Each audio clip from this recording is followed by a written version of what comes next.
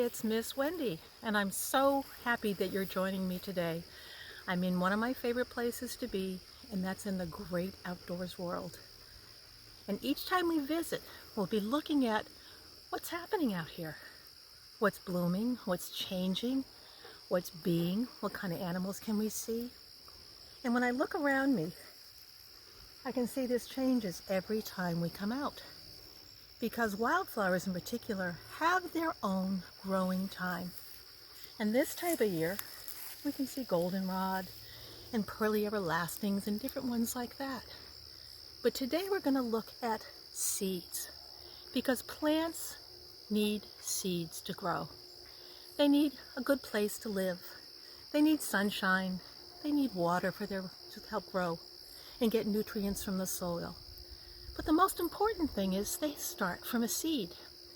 And seeds have to move, because if everything ended up in one little place, it would get too crowded and they wouldn't be able to get what they need if they're all jammed in together. So seeds need to travel. But the thing is seeds, they don't drive a car. They don't have a bicycle. They don't have feet to walk. So how do they get to new places so they can grow in the springtime? So today, when we're out and about, we're going to be looking at some different kinds of plants and how the seeds travel. Come along with us now, and we'll see what's out to sea.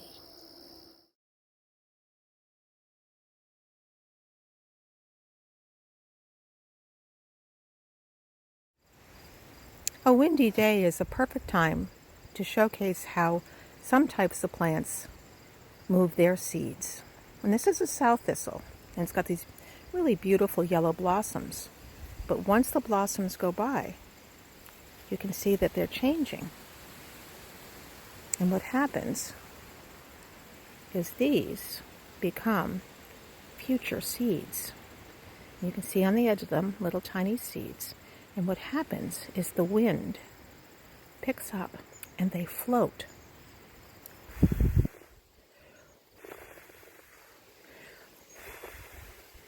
away on the wind, and they travel. And where they land is where they'll be becoming a new plant in the springtime. So these are our wind flyers, another way of traveling for seeds.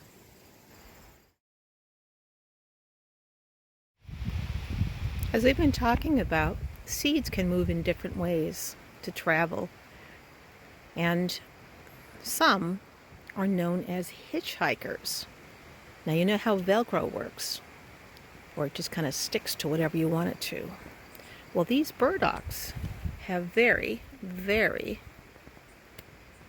prickly pieces to them, and you can see this little one has a hitchhiker of its own, a little tiny ladybug. But these are all prickly, and what they do is they stick on the fur or the clothing of whoever happens to go by and brush against them. Eventually the little seedlings will drop off, and it'll give it a chance to land and plant anew for the springtime. So this type of seed travels by hitchhiking.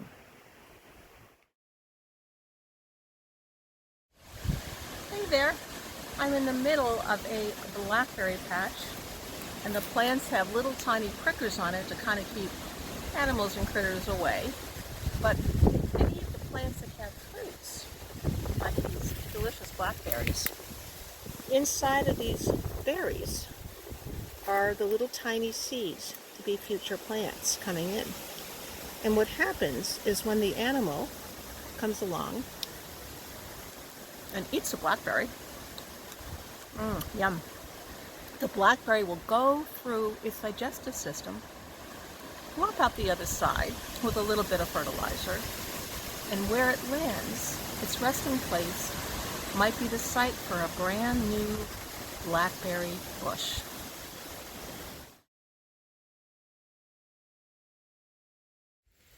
One of the ways that plants propagate their seeds, disperse them, it's a big high school world, but disperse them to different places, are by the creation of berries. And this is a bristly sarsaparilla plant. And in the fall, the little plant grows these absolutely beautiful dark blue berries. And what happens is animals will come along, birds or critters, and they'll eat the seeds. They'll eat the berries with the seeds inside.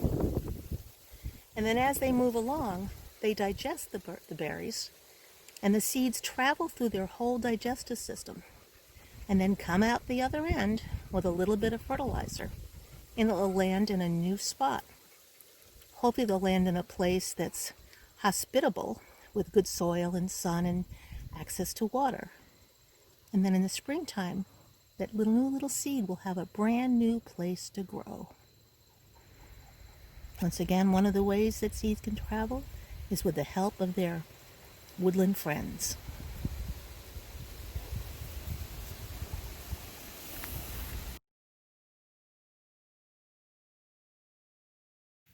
We've been looking at how seeds travel, and last but not least, there's a couple more ways. Behind me is water, and when seeds land in the water and the water moves, they don't even need a boat. They float on top of the water, they land in a new nurturing place, and in the springtime, more flowers. The last one is forgetful animals, little helpier friends. Animals like squirrels sometimes will bury their acorns and their seeds to come back for them later on. Sometimes they forget. That's a little red squirrel in the background up there calling in. Sometimes they forget, and when they forget, as time passes, that little acorn moves up, opens up, the roots come down, and you have a new oak tree. So looking at all the ways seeds travel, they can be hitchhikers, they can float on the wind, they can go by water, and they always get by with a little help from their friends. So next time you're outdoors, take a peek and see how many seeds that you can find. Thanks so much for joining us, and look forward to seeing you again out on the trail.